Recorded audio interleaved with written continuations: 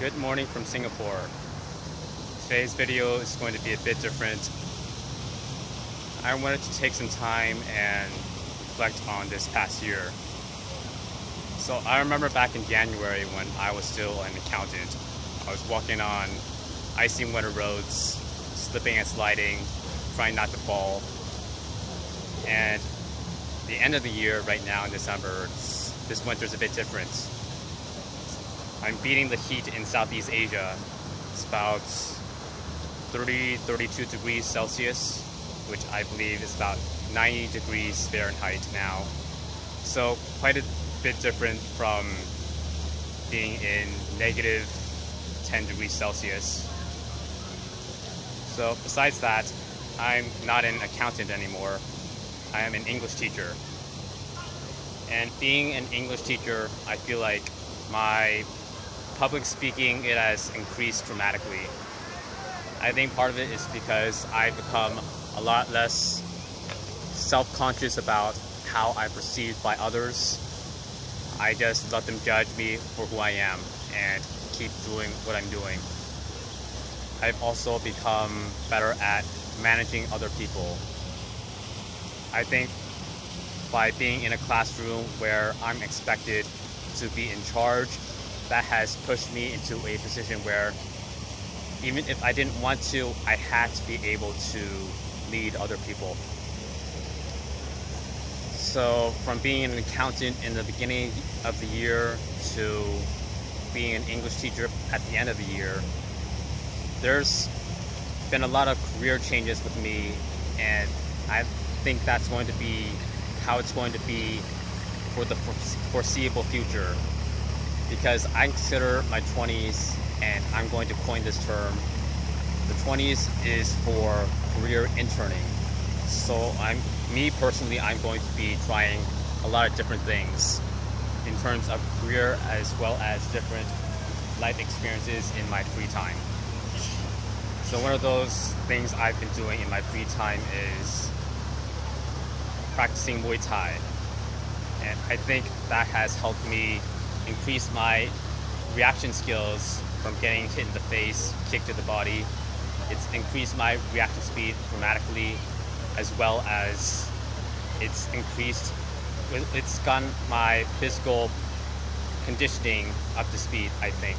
I've become a lot more fit. I think I've lost about 10 pounds. So from 133 when I was still in Reno to I think I'm about 123 or 124.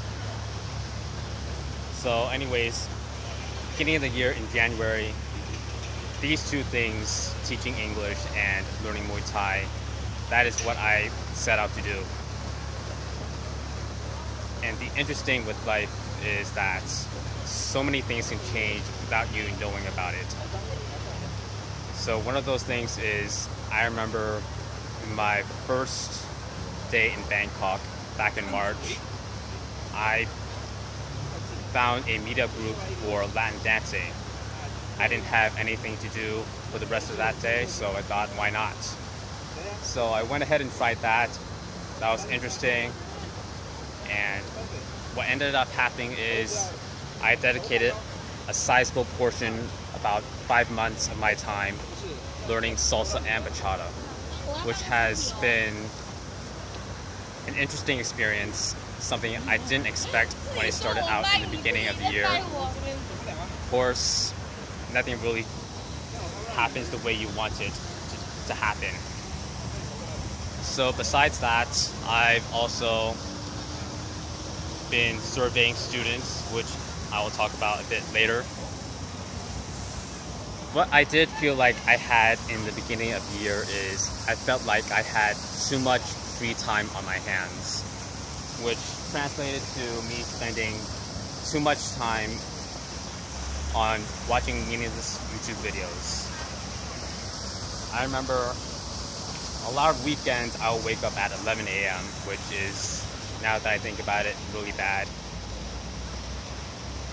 Part of the reason why I think I did that was because at the time, around the middle of the year, I still felt really lost with my life. I didn't have a clear picture of what I wanted to do. right now, I think I've at least found part of the solution. I found things I can do productively that I can work on when I don't have work or I'm not doing other pursuits, such as I can learn new skills such as social psychology or how to find a more meaningful life through using an app called Coursera. And I'll link to that down in the description below. And besides that,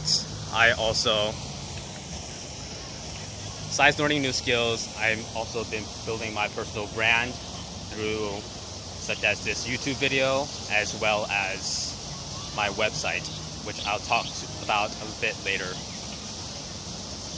And the question that I've had on my mind when I'm not occupied with doing other things is,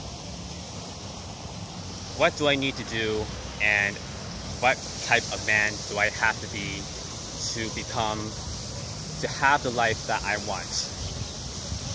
So having this thought, as well as writing them down,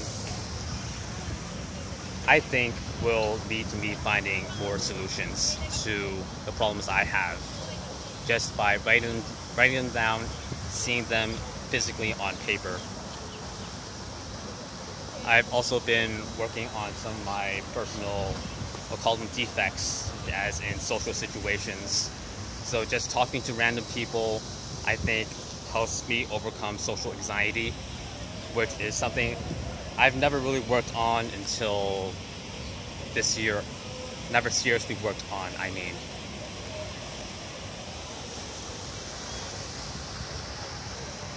I've also been working on my personal project, which I talked about briefly, about serving university students so that I can guest lecture at a university. So that is another thing I feel is productive I can do when I have free time. And in terms of my website and YouTube, I've built a small following, which I'm happy about. I started it back in March, my website. I finally took the advice of a speaker at a accounting conference I went to called QuickBooks Connect, which happened back in November 2018. Just building my brand, building a work portfolio, which I think may not help me right now, but I think will be very useful in the future. And I've seriously been working on it past 3 to 4 months, as well as supplementing it with this YouTube channel, which I think I'm using more and more of as I become more comfortable in sharing more about my personal life, seeing myself on camera, and generally being less self-conscious about how others perceive me. I think part of it is my lacking of self-consciousness is because of all the failures I've had in the classroom, such as I remember I tried singing in the classroom. That didn't work out. Kids in my class, they sort of gave me this funny look. A lot of those incidences of doing, what am I doing? And that was completely stupid now in hindsight, making those mistakes, as well as having hundreds of people saying no to wanting to take my survey. That has dulled my sense of rejection, which has led to me being willing to try more and more. And I'm also been a lot more comfortable in having all eyes on me, being the teacher in a classroom, which has, well, my dad died earlier this year, back in August. And being his son, I felt obligated to deliver a good eulogy, which I think I did. A lot of my cousins, they praised me about how I was able to get some smiles, feel chuckles from a grieving crowd.